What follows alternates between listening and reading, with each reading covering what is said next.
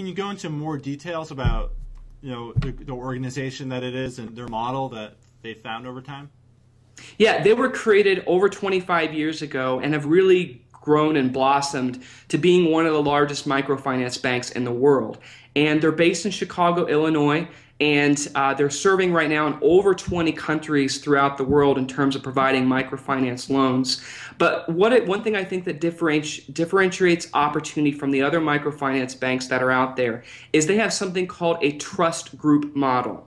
So instead of lending just to one individual, they lend to something called a trust group. And the trust group, it comes together. It is if you think about a small town and a chamber of commerce, there are people that come together to provide advice, support, and mentorship. The difference is in a place like the developing country is that this group is accountable to each other.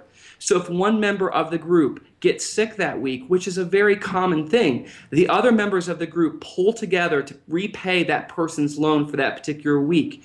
And they're very creative and fluid in how they operate. If someone sells eggs and another person makes baskets, if the person that sells eggs can't pay their loan that week, maybe they find a way to create more eggs and sell that to the trust group itself so they have the money the next week to pay the loan.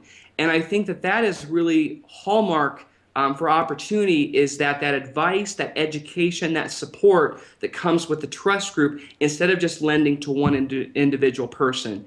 And I had a chance on many occasions to witness and see a trust group meeting and the kind of conversations that were happening. Maybe there was someone in the business community that was doing something unethical. Well, that trust group pulled together and said, no, we disagree with what that person's doing, and we're not going to do business with them.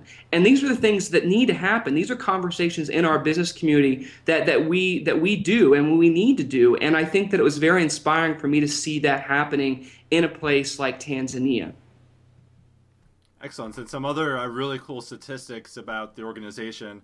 It has over 11,500 employees across the world.